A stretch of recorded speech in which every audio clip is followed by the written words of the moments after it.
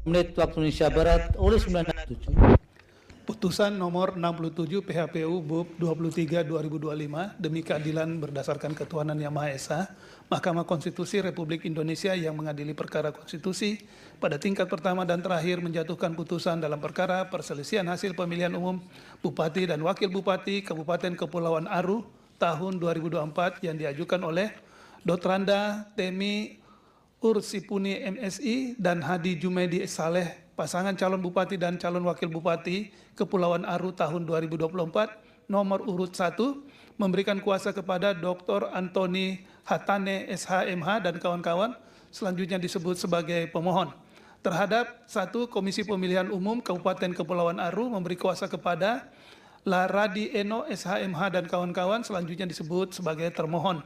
2, Timotius Kaidel dan Dotrandes Muhammad Jumpa MSI, pasangan calon bupati dan calon wakil bupati Kepulauan Aru tahun 2024 nomor urut 2, memberi kuasa kepada Yohanes Romodi Ngurmetan SH dan kawan-kawan, selanjutnya disebut sebagai pihak terkait. Membaca permohonan pemohon dan seterusnya dianggap diucapkan, duduk perkara dan seterusnya dianggap telah dibacakan. Pertimbangan hukum, kewenangan mahkamah dan tenggang waktu pengajuan permohonan dalam eksepsi Mahkamah berwenang dan seterusnya dianggap diucapkan, Mahkamah berwenang mengadili permohonan aku sehingga eksepsi tidak beralasan menurut hukum. Permohonan pemohon diajukan masih dalam tenggang waktu. Kedudukan hukum pemohon dalam eksepsi dan seterusnya dianggap diucapkan, Mahkamah akan mempertimbangkan keterpenuhan pasal 158 Undang-Undang 10/2016 berkaitan dengan pokok permohonan.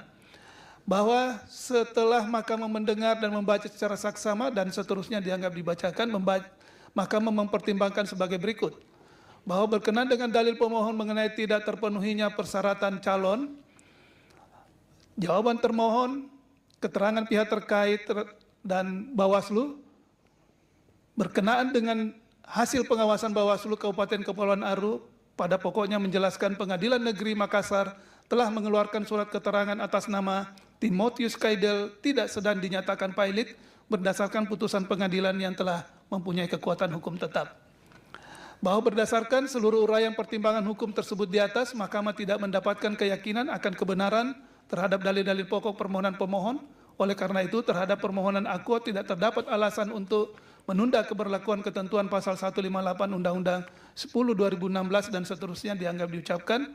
Terlebih terhadap permohonan aku, Mahkamah tidak menemukan adanya kondisi atau kejadian khusus dan seterusnya dianggap diucapkan.